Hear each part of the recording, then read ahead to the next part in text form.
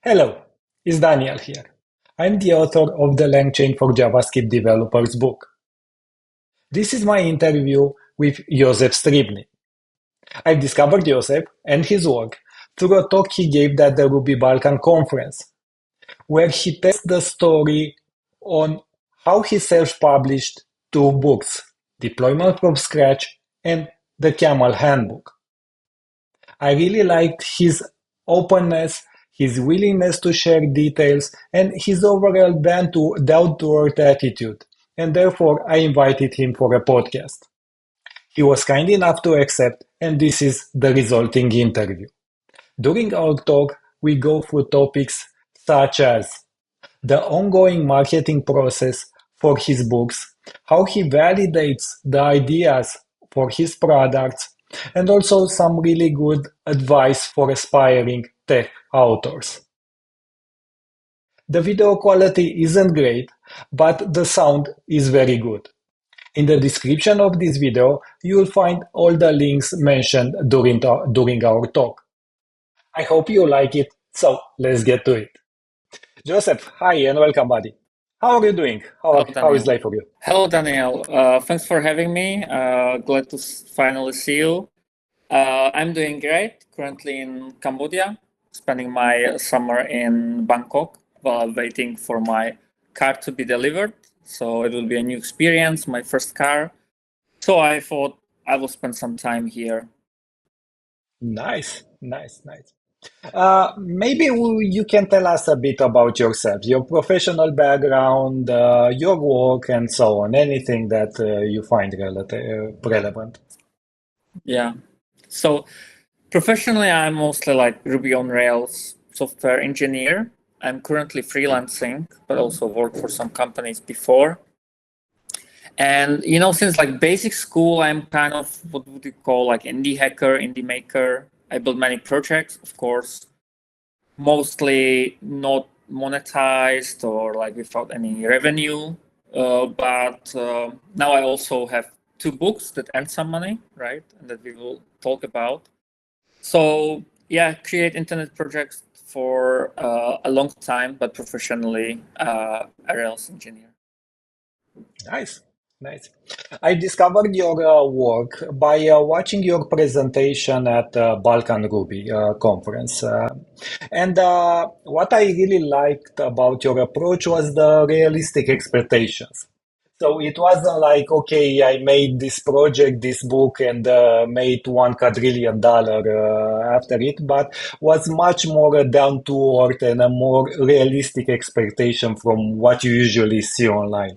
Maybe you can tell us a bit about the story behind your two books, Deployment on Scratch and the Camel Handbook, and how things went. How was the story behind them? How did you become a book writer? Sure. It actually was a little bit of accident, I would say. People like me that went to university and you write your bachelor thesis and then master thesis, you had enough of writing. You are thinking you will not write again for life because you are exhausted. But few years passed and I actually had a little bit of like health issue. I had pain in my leg, maybe coming from my back. And so I thought that maybe I need to take a break.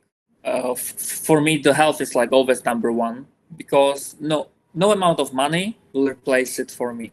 You know, you can then spend your earned money to go to hospital or something like for what, So I Yeah. thought I need a break, and I always had in my mind maybe to create like a software as a service application, some SaaS business. I was already doing many like little projects before, so I thought that would be good. But I again wanted to be realistic. I was giving myself just like 5 months, 6 months break from work.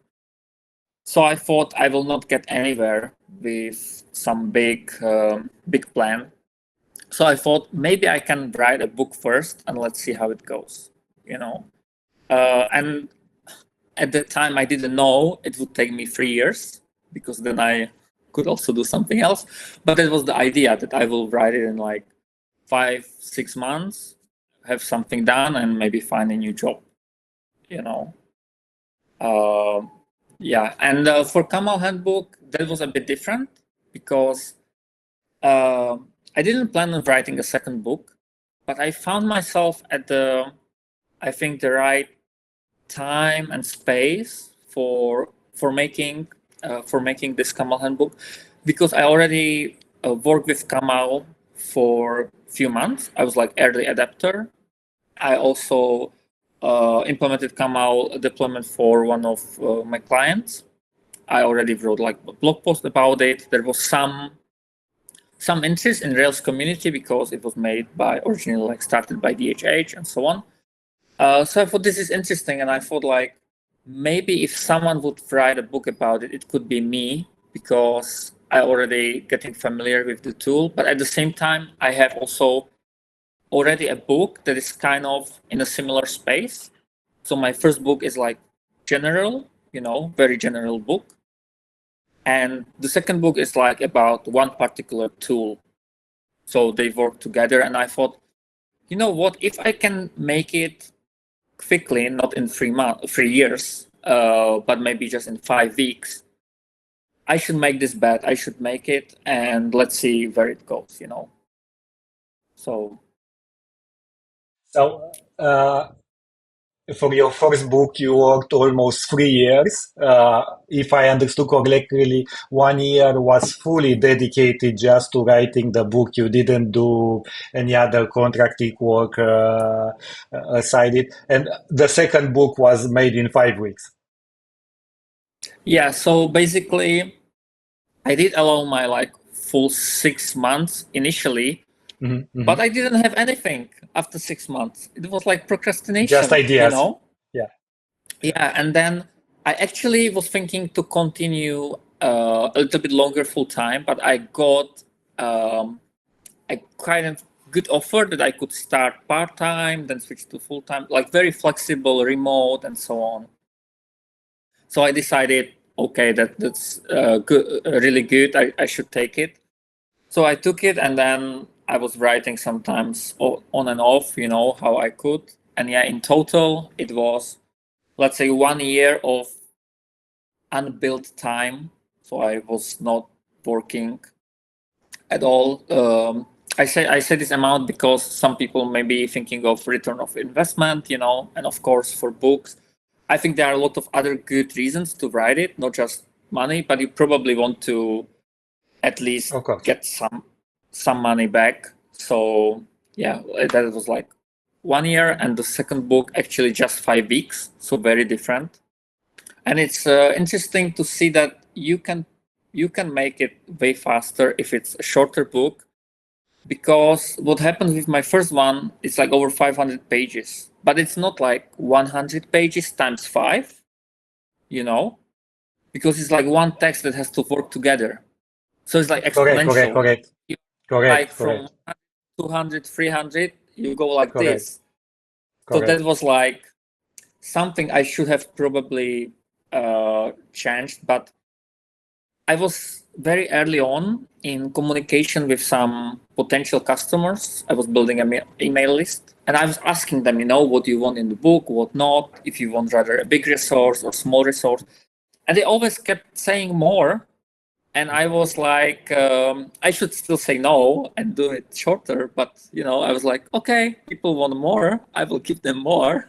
And then I was Correct, writing. correct, correct. While the second book is clearly aimed at a specific technology, Kamal, the first one seems a bit, not a bit, it's generalistic, like language agnostic. What is the knowledge one will get from deployment from scratch? Yeah, so basically both books are designed to be read by like any web developer. They are language agnostic in the sense like it can be read by JavaScript developers or Ruby developers. Deployment from scratch is really about the fundamentals like Linux, networking, web servers, how it really like works.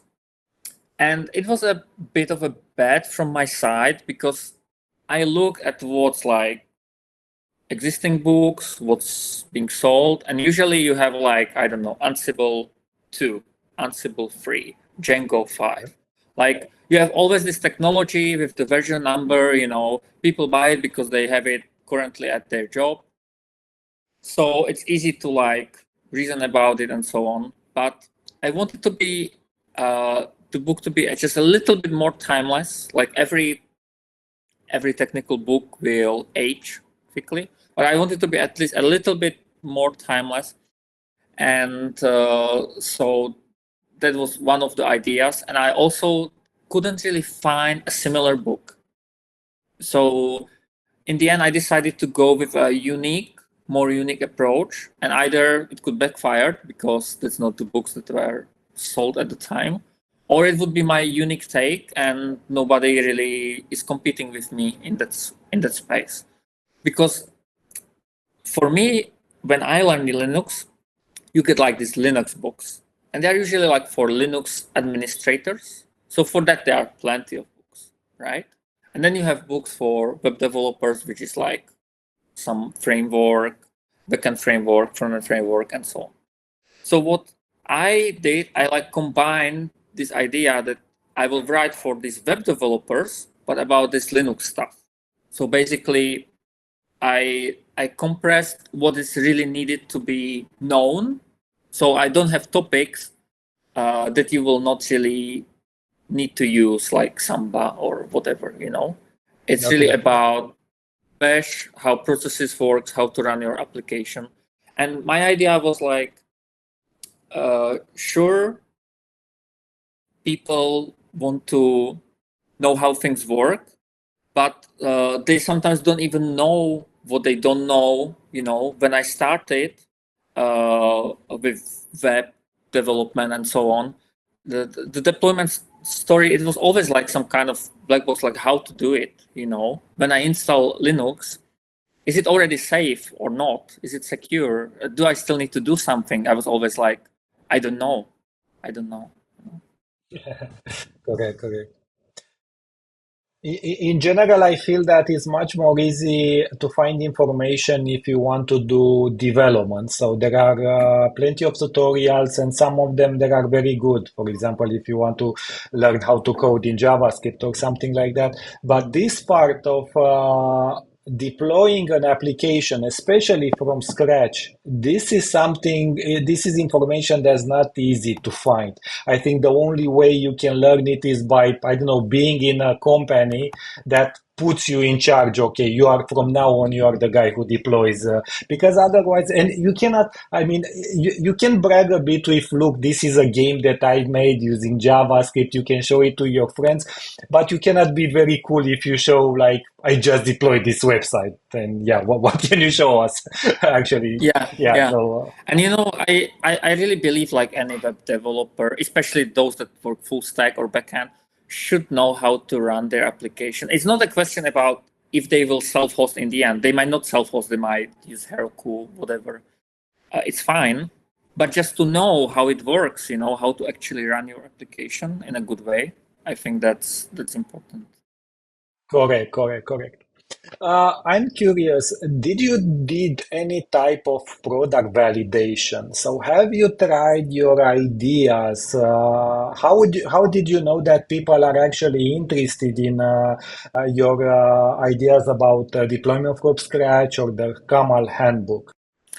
Yeah, so initially I thought it could be cool to write something like, this big books like Clean Code and stuff like that sell well, and like this industry best-selling standard books, with the big author, that would be like super nice. But I asked myself, can I really sell it?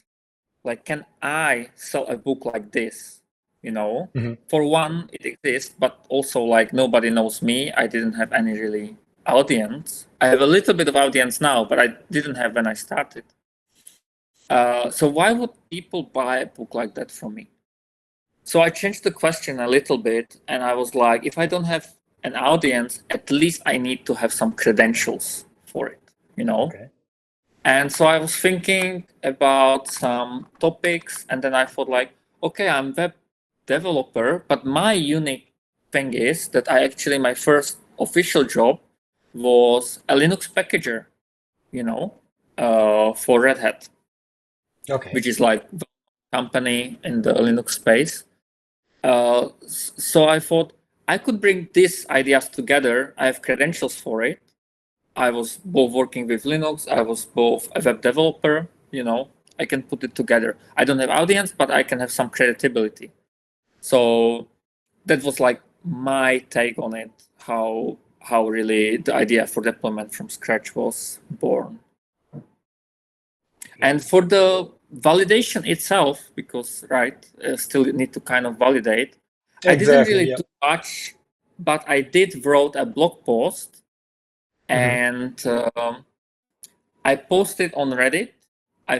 To the Ruby subreddit because I was more active there, Yeah. and I thought, like, I wrote, okay, I am writing this book. I have this idea, and yeah, people gave enough upvotes. Obviously it's not pre-selling, but there was enough upvotes. I was like, okay, this could work, and that was basically it. I didn't do more validation than that. Okay, okay, okay. So basically, yeah, just proposing the idea. And for the Camel Handbook, did you do any type of validation? I mean, beside posting on Twitter, did you try Well, I anything? simply saw that like my blog post was popular, you know, and then I when I announced it on Twitter, I got lot of activity. Yeah, so that was basically the validation. In both cases, I Okay. kind of did it in a way of announcing it already. With my first book, I wasn't sure if I would continue if there is no feedback. Maybe I would change. But for Kamal Handbook, I was kind of already decided this book can exist. Like Kamal as a Mhm. tool might be interesting. It's small, it's like niche thing, but Great. Kubernetes have 1,000 books probably or something like that. So I Yeah. thought like there could Yeah. be one small book for this one small tool. It can exist. At the time, Kamal didn't have very good docs, and I constantly saw people saying, "Oh, the docs are not that well done," or I was hearing like, "I tried Kamal but couldn't make it work. I'm back with render.com or something like that." Mhm, So mhm. I thought there must be some interest. Then I posted on Twitter, on X, and basically people were responsive. And for Kamal Handbook, that's interesting. I really built it in public. I was like tweeting every day or every second day about my progress, about like I made this image, I made this logo or whatever book cover, and it was super nice because it gives me so much energy. For the first book, I really had to fight myself a lot of days to like do some editing Yeah. to continue because I was not in such tight feedback loop, even though I had like email list and I tried to be in contact with potential readers. Still, the second that was like completely different feeling. And I think what helped was actually making book about current topic. So while the first one makes a lot of sense because it's more like timeless, but because it also can be finished anytime or like read anytime, there is not this like immediate fear of missing out or I see. like interest, that comes with a big trend. So although Kamal is like small trend, but in Rails community it was kind of trending. So that was the validation basically. Yeah. Okay, okay. Okay. Do you remember by any chance how big was your audience when you started the Camel Handbook, like Twitter followers, or just as an estimation? It doesn't have to be like uh, an exact Well, number. it's actually just like 3 months back. So Oh, it was probably around when I crossed the 3,000 okay, okay, followers on Twitter. Yeah. okay, okay, okay, okay. And I'm curious. Do you still do like marketing on a daily basis? So, because there is this concept that I don't know, 80% of the sales for a book, not 80%, but around there, a lot of sales are made just when launching the book, and after that, it's all downhill from there. But I've seen that you are still active, still getting daily sales, posting about your progress and so on. How much do you spend per day doing marketing for your books, like promoting in one way or the other your books? Yeah, so as you say, after the lunch, usually the book goes down. I also resembles my charts as well. What I do every day is actually just to show up on X and Reddit. And in my case, that's something I've always done. I like both platforms. I was there Mhm. before my book, maybe just post my blog post. I didn't have really like products to sell, but I post my blog post or just hang out. So I like both of these spaces, so it comes naturally. I'm there basically every day.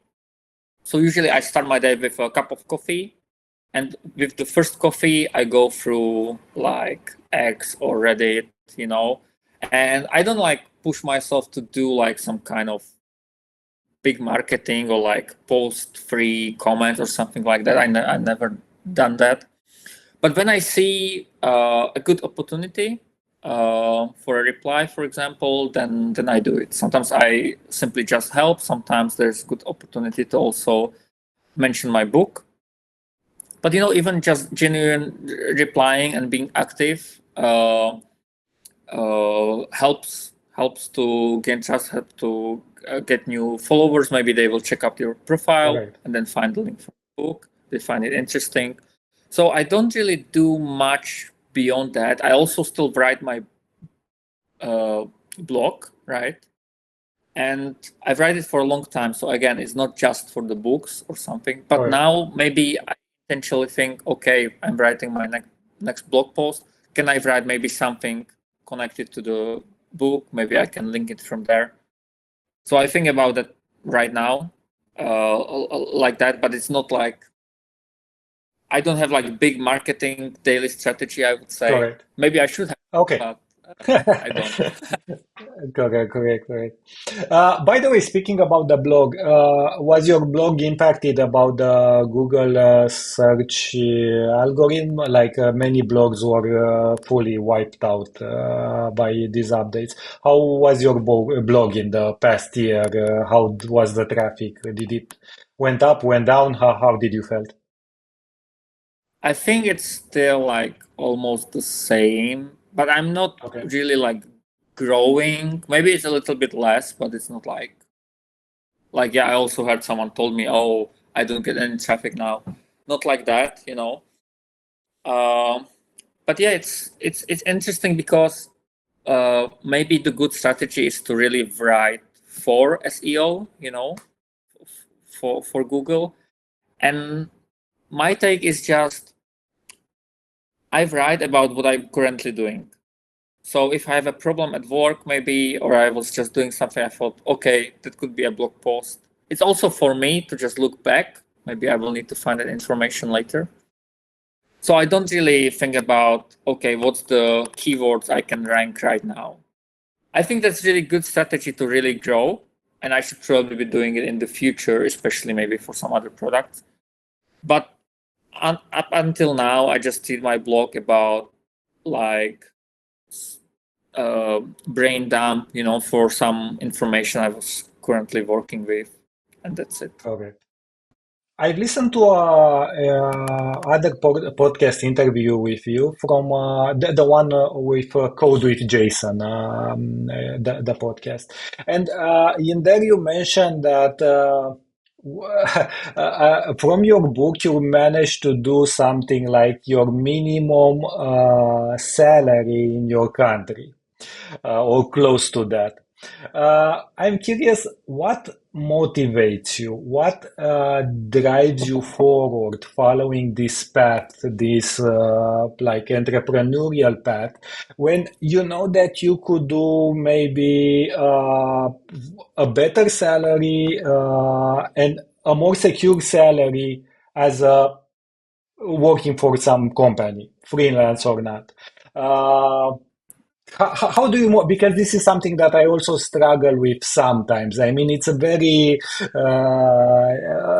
challenging subject from time to time, and I'm curious, what's your motivation behind this drive, like working Yeah. In on your my own products? in my Balkan Ruby talk, I joke that I'm already this retired author, right?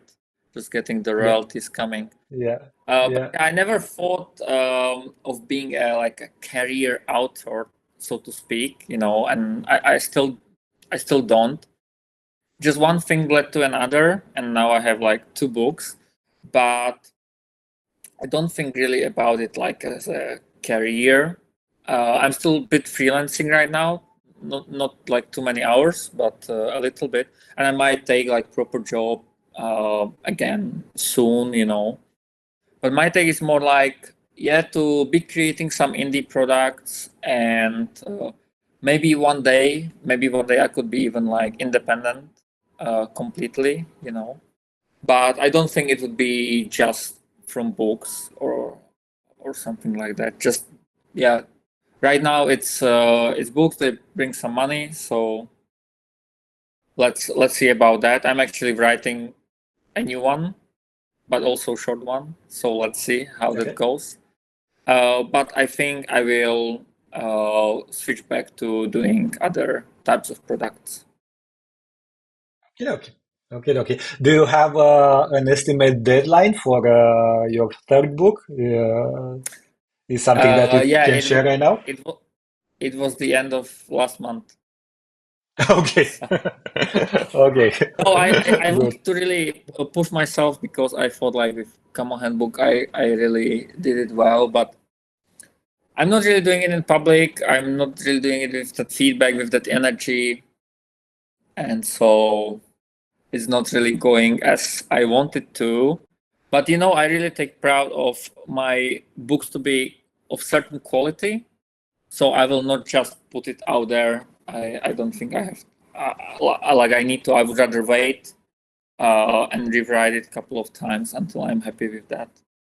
Um, my motivation is to have like good books that people really can recommend on their own, and then Yep. that's actually Don't the rush it. marketing I want to do. Like now I come to some, for example, Reddit question or thread, or like to a Discord server, and I want to answer, and I already see that somebody said like, "Oh, just get this book from Josef," and that for me, that's the marketing machine I want.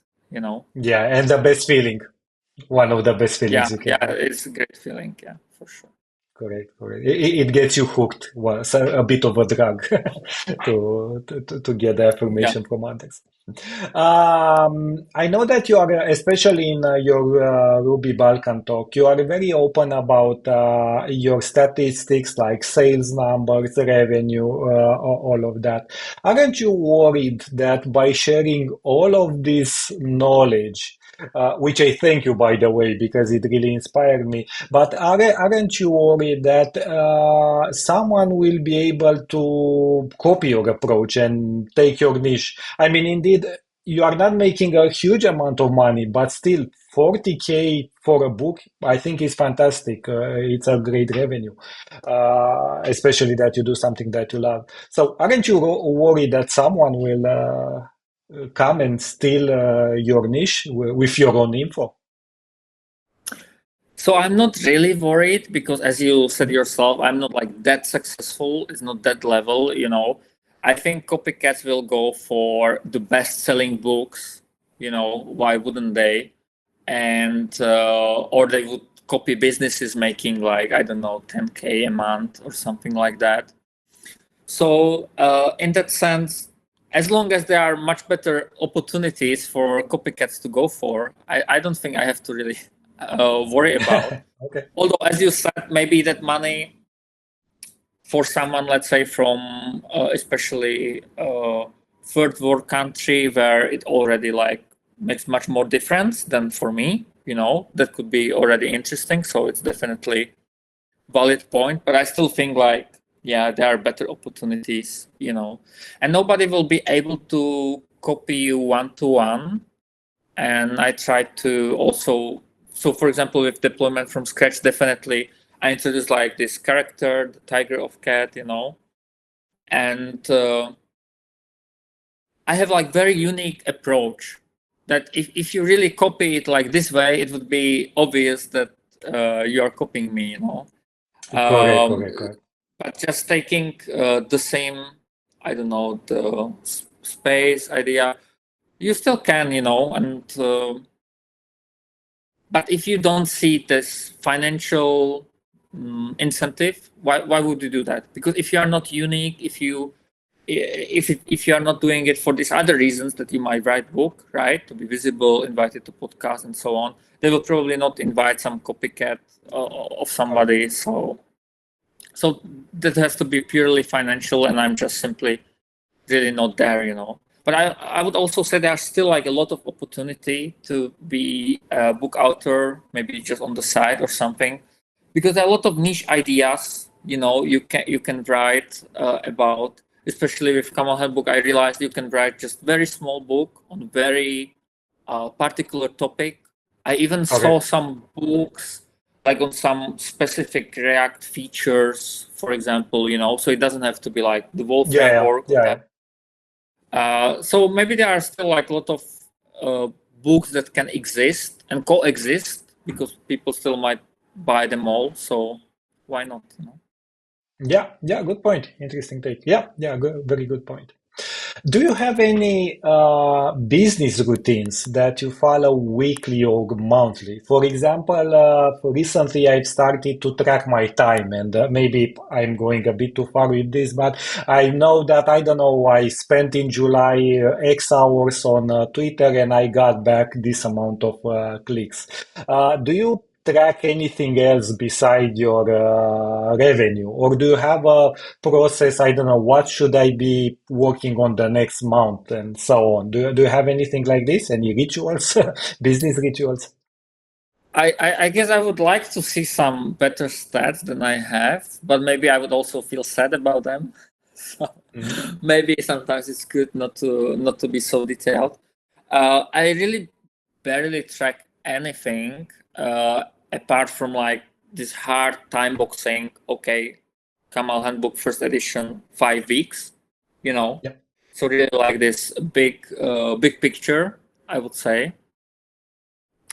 And yeah, in terms of the, maybe I see the revenue, of course, in the Gumroad dashboard, right? And then maybe you try to have some amount of return of investment in total. So now, lucky for me, I can say that for the first book, I'm already at like kind of average salary of my country. And with Kamal Okay. Handbook, because it was made so short, it's basically already a programming salary. So Yeah, even better. because the time that you Of spend course, versus the gains. it's just for 1 month. Like that's the hard part. But Correct. but I can still sell both books for some time. So let's see. I still plan to update both of them. So I will also spend some time more. But yeah, I actually really like both of them, and I still want to continue with them, making them updated and fresh and attractive. So let's see if I will be able to do that. Okay.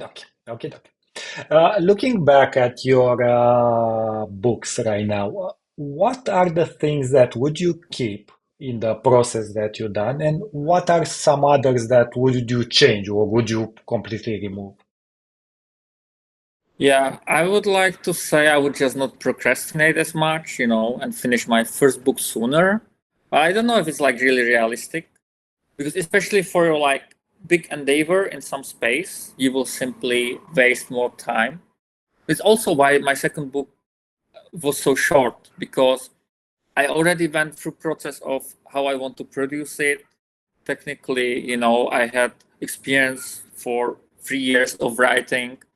I had some blog posts beforehand, so it was like it all came together, so I could actually write it in 5 weeks. And that's actually what would be my advice: treat book writing like maybe a movie production or a conference organization, because you have like this long time that it's like low intensive work, or it can be low intensive work, where you simply prepare something, like you sign contracts, you find actors, you find the locations for shooting. Yeah. So in terms of books writing, you can already prepare some blog posts. You can have blog posts that will help you to write the main text, but also already marketing.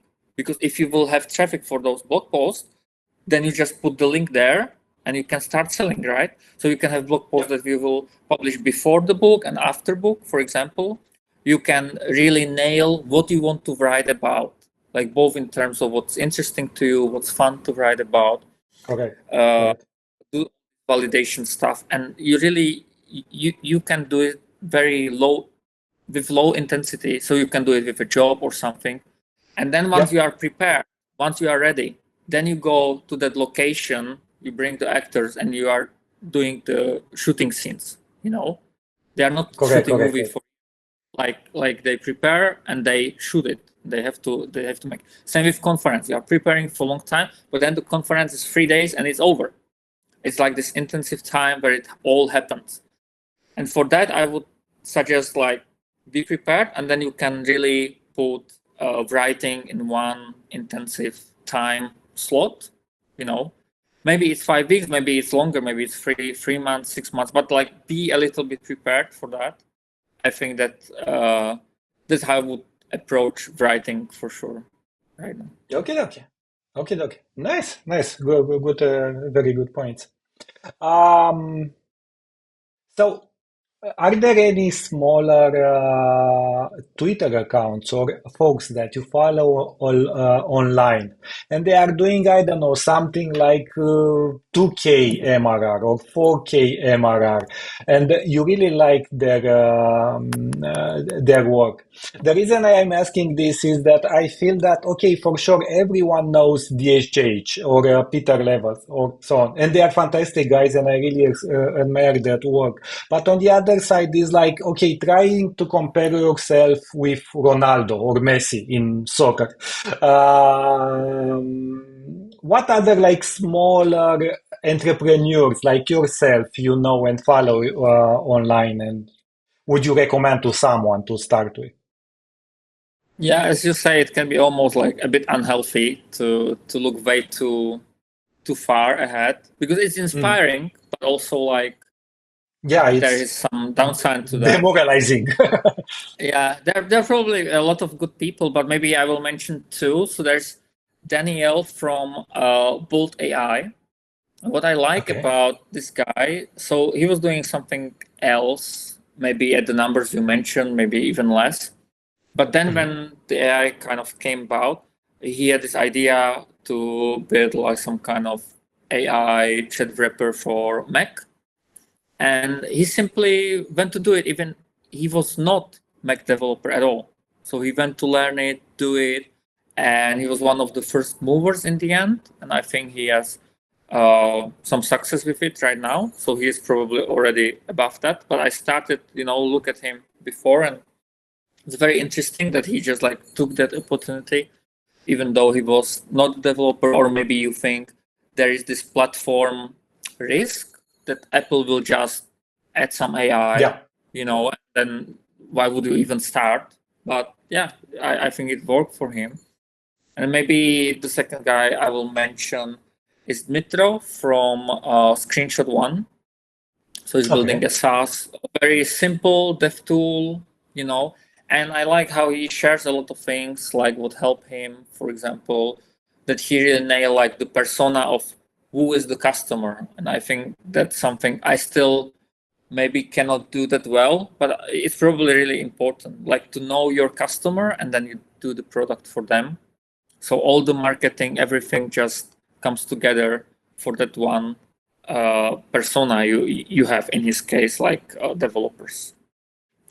So these two I watched, they still are not at the level of Levels.io or someone like that, but they are already getting some success for their hard work. Super. Yeah, fantastic. Yeah, I'll check them out and for sure link them in the notes for Yeah. the podcast. Yeah, and finally, where can people find you and follow your work? So the best place probably Twitter, X. I have a bit convoluted handle. Maybe it's x.com/strzibnyj because my name is a bit stupid. But I think people should just go to deploymentfromscratch.com. It's my first book, and just go to the author section and then link, and they can see everything else. That's the best way. Okay, okay, I will link all of this. I will put all of these links in the video description. Joseph, thank you a lot. It was a pleasure, buddy. And have fun while traveling. Enjoy. Thank you, Daniel, for having me.